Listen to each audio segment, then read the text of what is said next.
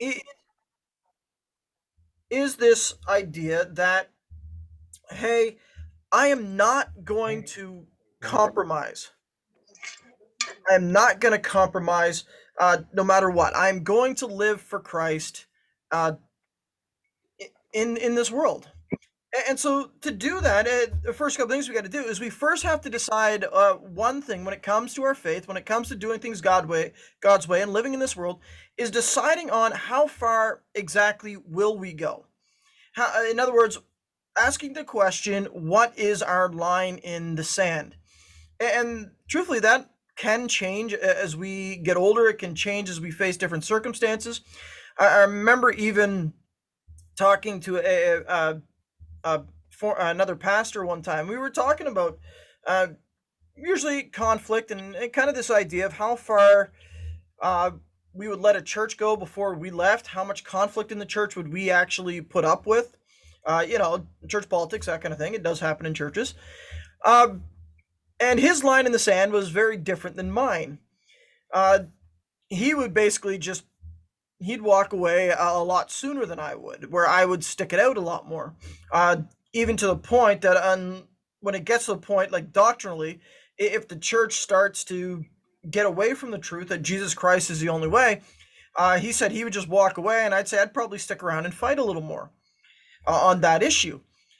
But then there comes other issues when it comes to issues of morality. Where is it that we're going to draw that line? Where is it that we will compromise?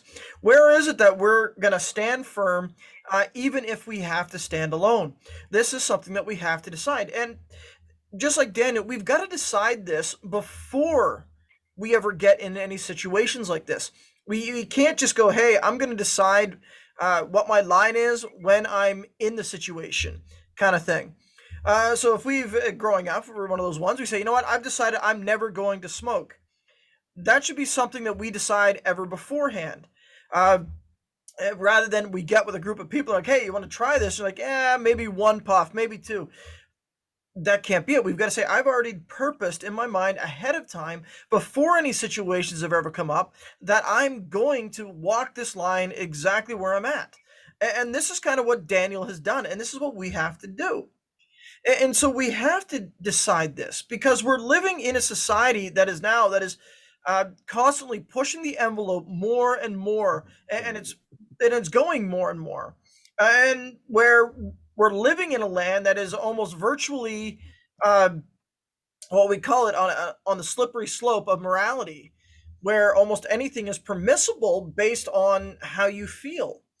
And I would love to say that hasn't infiltrated the church, but uh, the article I was reading a couple of weeks ago when it talked about the scriptures, this was actually on my podcast too. I was talking about this section on it. It was under the article from Relevant Magazine called "Have We Made the Bible an Idol?" But his last point in the end of that article was, um, "When you feel like it, obey the Bible." And it was kind of like, wait, what? That means if I don't feel like it, well, then I don't have to. Or where it convicts me, that's what I follow. Where it doesn't convict me, that's what I don't have to follow. Uh, and so, in that case, the line in the sand becomes how I feel.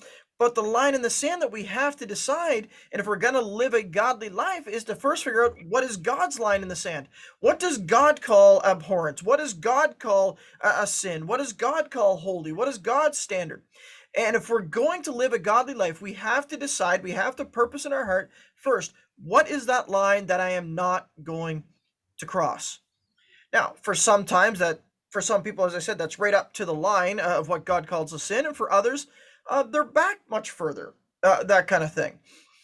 Because there is, as much as we don't like to admit it sometimes, there's a little bit of a gray area in there. And the Apostle Paul talks about it a little bit when he talks about eating certain foods and things like that.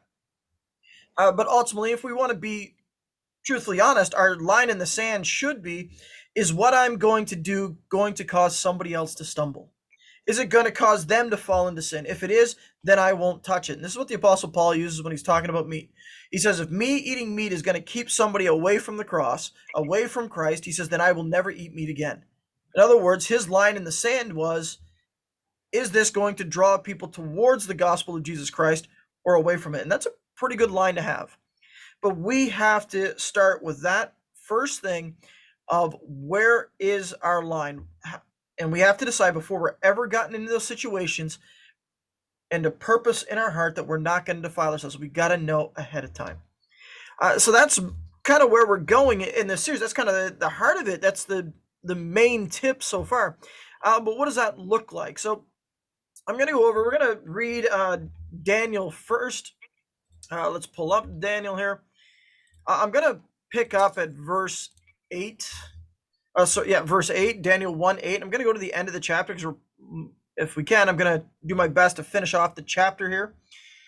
And here's how it reads. Again, New King James Version. If you have a different version, that's okay. It says, "But Daniel purposed in his heart that he would not defile himself with the portion of the king's delicacies, nor with the wine which he drank.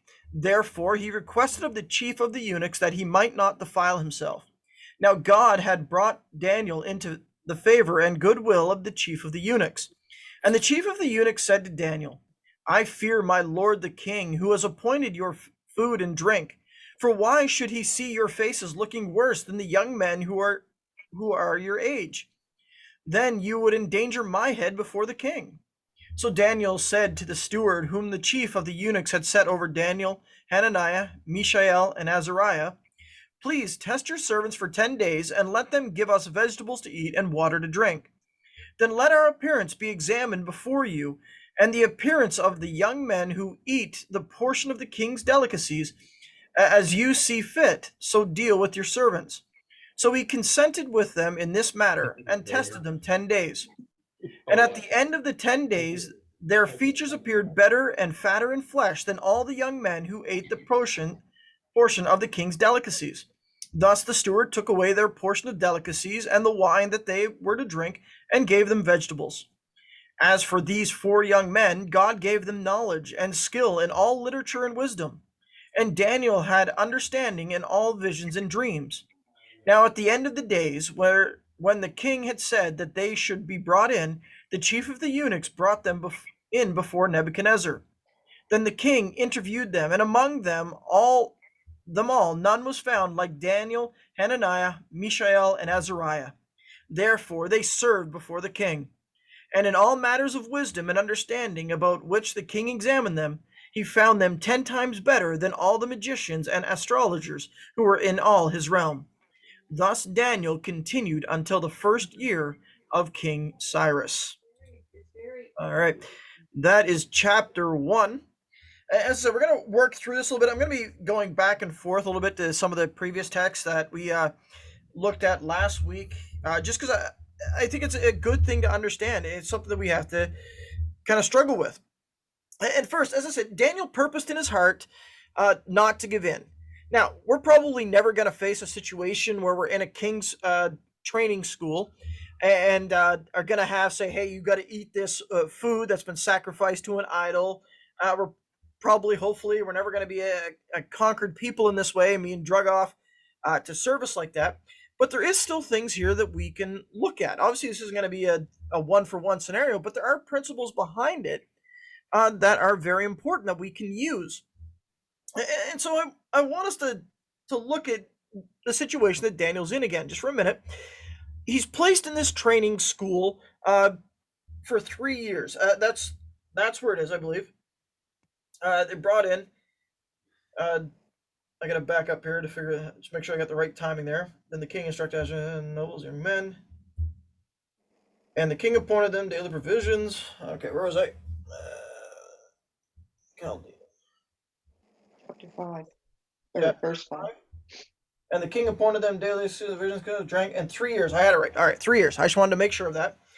I'm second guessing myself there between 3 and 2. 3 years, and they're in that scenario where they're being taught the way of the king. They're being offered a temptation, and they're being trained in a way. And although, as I said, we're not going to be in that exact situation, I believe as believers we are in a very similar situation, particularly in the culture that we live in. And one of the first things, as I talked about Daniel last week a little bit, that the king tried to do, and the king did, was change their name. He changed their names to mean something else, to get them away from God. And I think the same thing is happening in our culture as well, where it's getting, we can end up with a label. Now, what's funny is in the New Testament, it actually gives a statement that says, and it was in Antioch when they were first called Christians. Now, in today's society, we look at the word Christian mostly, and we're like, "Hey, that's not so bad, really." We go with it. But in the day that name was actually given, it was actually considered more of an insult than anything. Uh, it wasn't something that was like well upon it. Particularly, you can see when Paul is before King Agrippa in one of his trials, and Paul comes back and says, "King Agrippa, do you believe the prophets? I know you do." And then King Agrippa replies and says, "Do you think in such a short time you can persuade me?" And the way he words it, it's like, "You can persuade me to become a Christian?" Every time the name Christian is used in the New Testament, it's almost used with almost a derogatory tone. So in other words, they had to give them some kind of label. Now the Christians, obviously, they accepted this. They're like, "Hey, we'll own it, we'll take it," and that's fine. But the same thing is happening even today in our culture, where a label gets put on people to try to get them to conform to an image that society wants. In our culture, one of the one that's often getting used nowadays is the term right wing.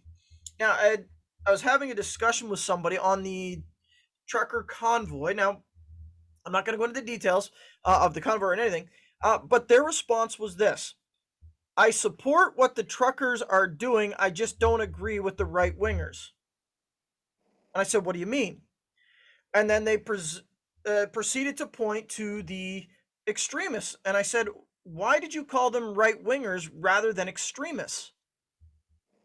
And they said, "Well, that's what I meant." I said, "No, it's actually a very fascinating thing." And I pointed this out. It's because our media has made this association that anybody who's not left wing is right wing and therefore an extremist. And the point of that, and it's not by accident, it isn't something that just happened. It's a purposeful attack to try to get people to conform to a particular worldview. And the same thing happens. You take a look at the labels that are put on Christians, such as if you don't promote and encourage homosexuality, you're considered a homophobic. If you don't agree with Islam and call Islam wrong, you're called Islamophobic. And so you end up with these titles to try to make people to try to make us to conform. And so this is part of the thing. And Daniel and his friends had this happen too. This is a pressure that's on us. And then on top of this, what we see is that in essence, they're offering. I'm going to allegorize this a little bit, but they're offering Daniel and them these delicacies from the king's palace, which Daniel knew he cannot eat. He knew that the law of God said, "Do not touch these things." And yet we're still offered the very similar things. It may not be in the issues of food, but it's in the issues of other things. It may not satisfy the belly, but it would satisfy the sinful nature. And it's made enticing. It's made to try to conform us. It's made to try to defile us. And this is not a new tactic. I'm going to read a portion from the book of Proverbs here. This is Proverbs chapter 7. And it's talking about Lady Folly, is how some would word this.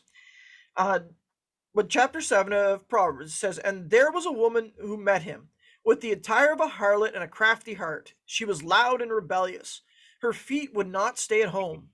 At times she was outside, at times in the open square, lurking at every corner. So she caught him and kissed him. With an impudent face she said to him, 'I have peace offerings with me. Today I have paid my vows, so I came out to meet you, diligently to seek your face, and I have found you. I have spread my bed with tapestry, colored coverings of Egyptian linen. I have perfumed my bed with myrrh, aloes, and cinnamon. Come, let us take our fill of love until morning. Let us delight ourselves with love. For my husband is not at home. He is gone on a journey. He has taken a bag of money with him, and he will come home on the appointed day.' With her enticing speech she caused him to yield. With her flattering lips she seduced him. Immediately he went after her as an ox goes to the slaughter, or as a fool to the correction of the stocks, till an arrow struck his liver. As a bird hastens to the snare, he did not know it would cost his life." Now, That's in the wisdom literature. It's in the book of Proverbs, and it's an allegorical story, but it may actually be somewhat true. It's very possible that King Solomon, who wrote this, would be looking from his patio, and he could look down and he could see this played out. But if you look at the language, it's one that's enticing. She's out seeking him, and she pays this thing. She said, "Look how good this is. I've got a bed all set for you. It's got Egyptian linens. It smells great. Come and delight yourself in my love. Don't worry about my husband. He's gone on a trip. Come and we'll make love till morning." And it says, "Look, do what feels right." This young man should be well aware that of the risk that he's taking, understanding that to be with her would be a sin against her, a sin in himself, and a sin against the husband. But the enticement is there, and it even tells us in the Proverbs there of that in the end of it, it's the enticing speech caused him to yield. And this is what we have in our society, where it's do what you feel like, do what feels good to you. Let your conscience be your guide. Let your heart lead you if you're going to go the Disney way. And this is the pressure that is on us in every aspect. And it is constantly there. And so Daniel would have a similar temptation. Do we really think that Daniel would have been happy eating fruits and vegetables for 3 years? And that it basically doesn't just stick to fruits and vegetables, but it mean a vegetarian diet. He said, well, plenty of people are vegetarian, but understand this, Daniel's not. Daniel and his friends aren't. How do I know that? Because later on in Daniel, Daniel is actually going to talk about the fact that he was fasting from meat and wine, which means Daniel typically eats these things. He just didn't want the sacrificed ones. He didn't want the defiled ones. So this is part of Daniel's regular diet on a normal occasion. And so these things would be tempting to him. And now he's giving that up, saying, I will not have these, and I'll stick to fruit, I'll stick to these fruits and vegetables. And he's doing it for God. But the temptation is there. He's seeing everybody else eating it. He would see other Israelites eating it who were taking it from Jerusalem. He would see these. Yet he and the three friends have decided, I'm going to set that aside. But the temptation is there. And it's designed to get them to conform. It's designed to lure them in. But in the end, as the proverb said, it does nothing more than just trap us. In the end, it says there, until an arrow struck his liver, and he says he did not know it would cost his life. To give into the world temptation would actually cost us dearly. But it is there. Where we're living in this culture that says, hey, do whatever you want. Hey, marriage isn't important. Marriage is just some social construct. Monogamy is a social construct. Love is a feeling that you can embrace and that you feel. So you can't choose who you love. That's the world's definition. I completely disagree with that. So they go along with this.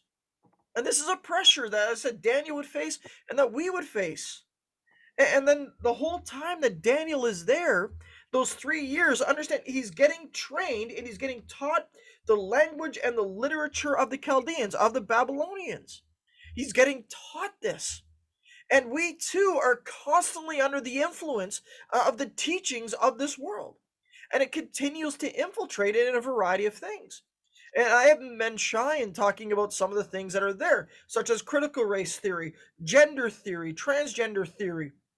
It's all being pushed on us. It's being pushed on the church, and it's being pushed on our children under the guise of things like tolerance, acceptance, inclusion. That and they're trying to sneak it in, and you can see plenty of examples if you look at the media on things like this on how it's sneaking in. And so Daniel is faced with these things, and so are we. But the question is, how can we live and remain in a godly life when these pressures are on us? Well, I think here's where we can also see and take an example from Daniel. We really can. Because Daniel's faced with this challenge. He is, and you have to understand, this would be quite the risk. You really don't want to cross these kings. You don't really want to cross even Nebuchadnezzar.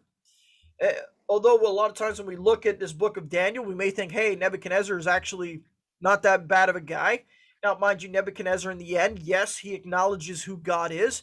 He had to go through some hardship to do it. but he's not all that nice of a guy either. He can be absolutely ruthless. Like, just for an example, one of the last kings that Nebuchadnezzar takes out of Judah, uh, when he captures him as the king was running, he gets overtaken by Nebuchadnezzar. Nebuchadnezzar then takes, uh, and sorry for the graphic image here, but this is what the Bible actually says. He takes the king's sons in front of him and slaughters them right in front of him. And then makes sure that the king is watching. And then the next thing he does is he gouges out his eyes. So that the last thing that the king saw was his children being slaughtered in front of him. Nebuchadnezzar could be absolutely ruthless. And then you think what's going to happen here, if you're familiar with Daniel, I've already hinted at it, with the three friends here, with Hananiah, Mishael, and Azariah, when they refuse to bow down to Nebuchadnezzar's statue, he doesn't just throw them in the furnace, he heats it up 7 times what would be needed, so much that the flames actually kill the guards who throw them in, and he throws them in. Nebuchadnezzar could be absolutely ruthless, but Daniel has already decided that, hey, I'm going to please God more than I'm worried about pleasing the king. But Daniel isn't a fool either. Daniel is quite wise here, and the way he does it, and this is where we can take guidance from Daniel by following his example, and it's a very important one here. So, what does Daniel do? Well, in the portion that we read, the first thing that he did is Daniel refused to compromise. That's the first thing we see. So when he purposed in his heart that he would not defile himself with the portion of the king's delicacies, nor with the wine which he drank. So Daniel has already set in his heart, this is, like I said, this is the line in the sand. He purposed in his heart that he's not going to compromise. And I think this is the first thing that we have to do as believers, as followers of Christ who seek to live a godly life in an ungodly culture, is we have to set the standard and say, I'm not going to compromise. I absolutely refuse to compromise. And that is important, especially when we're in a culture that is, I would say it's about compromise, but it really isn't. It's all about the believer, the Christian, the moral absolutist, I'll use that term, to compromise more than they. In other words, what I mean by that is, over the years, I've heard this said, it's like, don't you push your morals on me. Don't you push it on me. That's kind of the statement that'll be used. But even such a statement is misleading, because the idea is you be you and I be I, and that'd be fine. But that's not what our culture has done. Our culture hasn't gone and said, hey, you guys can keep what you want and we'll do what we want. What has happened is we don't want you to impose your morality on us, but we're going to impose ours on you. And this is what has happened. This is what you see happening to the church. This is what you see happening from our government. And this is why you can see these things where over the past couple of years, if you're the different things that Justin Trudeau has been able to get into our culture and into our into our society. If you remember back a few years ago, if you're familiar, I keep calling it the SEED program because that's what it was when I was growing up. But I think it's like the student wage subsidy program kind of thing, student grant program that that businesses, if they're nonprofit and things like that, they could hire on a student, and the government would help subsidize the student's wage. And that particular year, the government decided to put an attestation in that form that every business had to sign. Now, the attestation basically said that you have to agree with these things, and of that list was their wording was a woman's right to choose, or in other words, you have to agree with abortion. And even in the wording, it said that this was a Canadian right, despite the fact that that's not true. Truthfully, there is no law on abortion in our country. That's actually what's really strange about it. We don't have an abortion law. It doesn't exist. That's why there's a big gray area. But this attestation, and he was trying to, in other words, he's trying to push morality onto it. So some churches said no. We said we're not going to do it. I know some camps said no, we're not going to do it. I even know some small businesses said we're not going to accept it. But then at the same time, there were many who capitulated to it, who signed off on it. And they could say, hey, it just means that we're not going to make our purpose about this, prevent, in other words, advertising against abortion. That's what they're saying. But no, it was them trying to push morality on the church. And so you see that. And then you've got this whole location where you've got with the homosexual agenda as it continues to gain ground, it continues to push.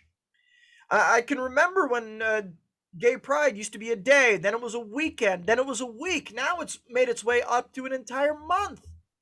It's continuing to push itself. And it's, remember when they used to say, it's like what we do in the privacy of our own home is our business. So stay out of our bedroom. That was their language. Now it's being flaunted in the streets. I don't know how much you follow American politics, but American politics where you've got their head of their I lost my word. Nuclear program, there we go. Their nuclear energy program is, for lack of better words here, we'll call him a complete and utter sexual deviant. We're talking like somebody who engages in not just the homosexual lifestyle, but who engages in BDSM, who engages in kink fetishes and things like that. If you're not familiar with that, I'm not going to explain it. Just understand it's far worse than just somebody who suffers from same-sex attraction. And he's open about this. He's brought it all out. Now that has nothing to do with his qualifications of the position or not, but he's brought it out. And we're told basically to accept this lifestyle. And the church is being told, you must accept this lifestyle. The Christians being told, you must accept this lifestyle. So the first thing that we've got to do is say, you know what? I am not going to compromise. Since I've already drawn my line in the sand, I will not compromise. This is what Daniel did. Now, with that though, the next part is very important. So we could probably fully understand that idea of do not compromise. But his next thing that he did is understand this is Daniel was not combative. In other words, Daniel didn't go looking for a fight. Daniel stuck his ground, but look at the way he came about it. It says, therefore, he requested of the chief of the eunuchs that he might not defile himself. It says he requested. Notice he didn't just sit there and go, we're not doing it. We refuse to doing this. And even the chief of the eunuchs, although God has made him favorable, he says, I fear my lord the king, verse 10, who has appointed your food and drink, for why should you see your faces looking worse than the young men who are of your age? Therefore, then you would endanger my head before the king. Now, Daniel could have gone, hey, that's not my problem. Daniel could have gone, that's your issue. We're not eating it. What do I care if your head gets chopped off? What do I care if you get in trouble with the king? All I know is I've got my way. I'm doing what I want, and I don't care. That's a very combative attitude. And unfortunately, this is an attitude that is very prevalent again in our society.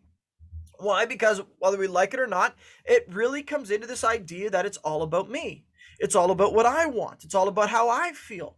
But Daniel doesn't come at it with this mentality. And I have found even over my own life, now I haven't held too many jobs that are not in ministry. Most of my life, if you actually look at it, I went from camping ministry right up until I was like 20, I think. I was in camping ministry.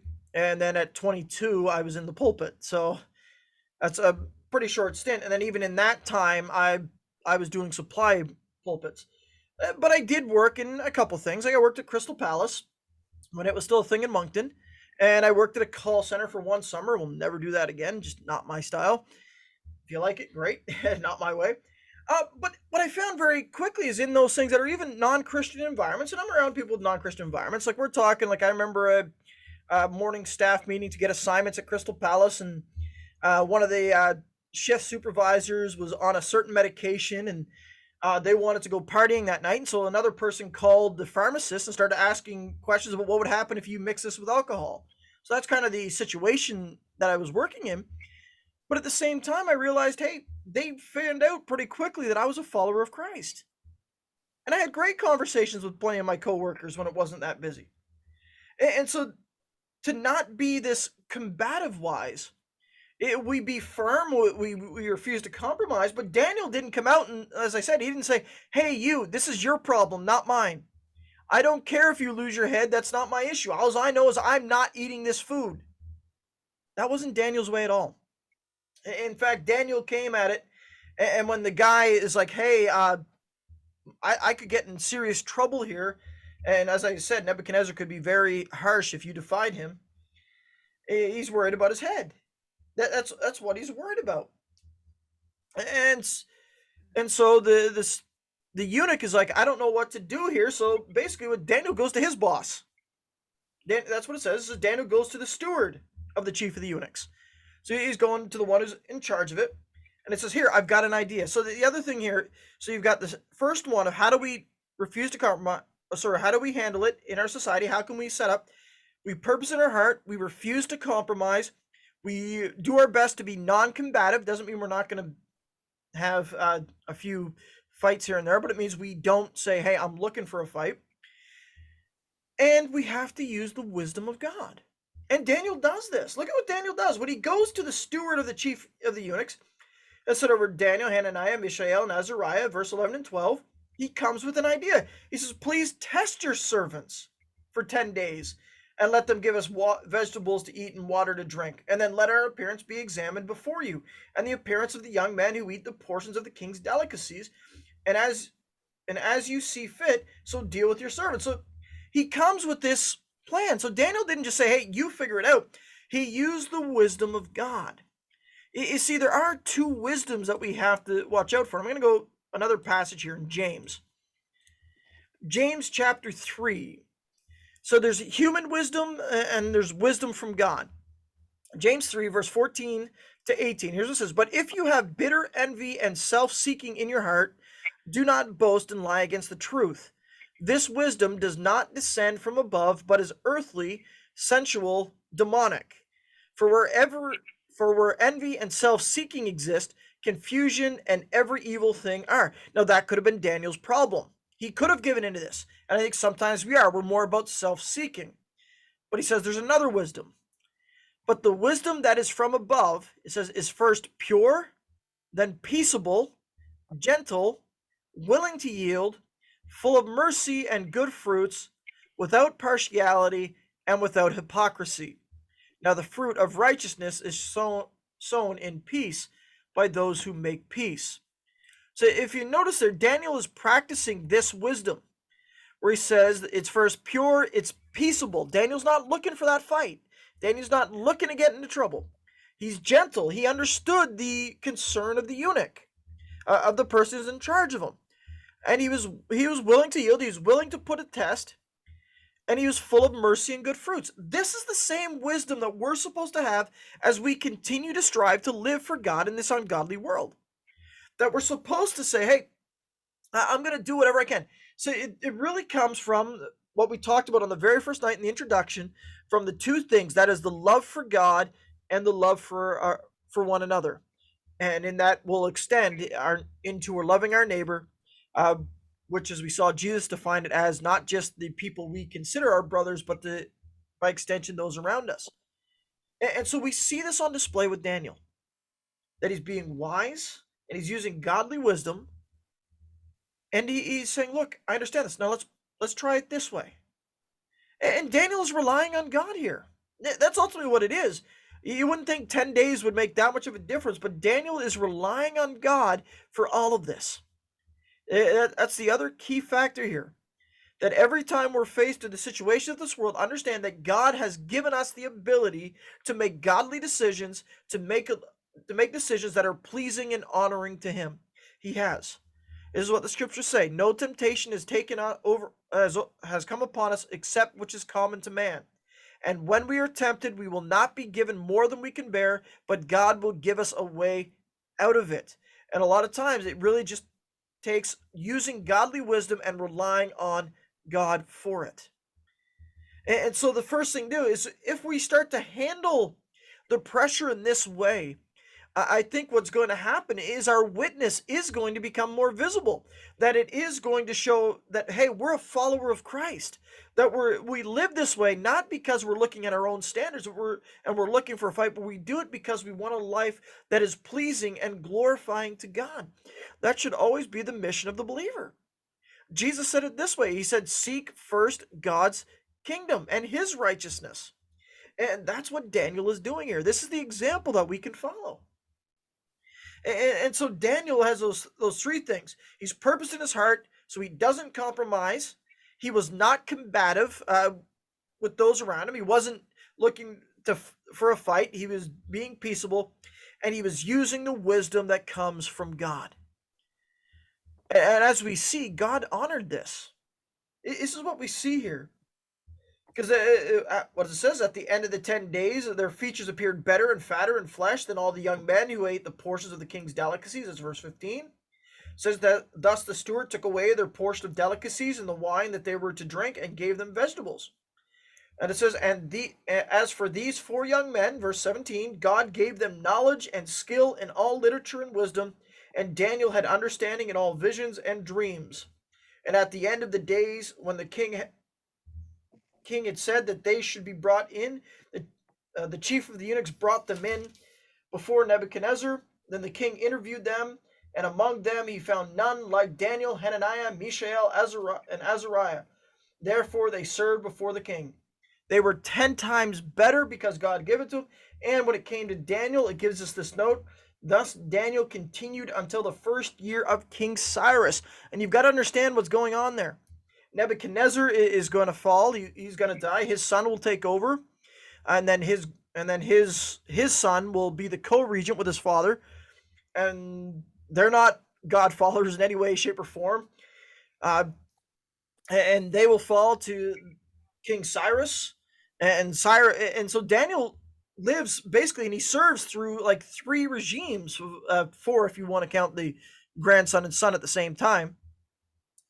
But Daniel serves this. Why? Because God is faithful to him. And so what we see here is a blessing upon them by God.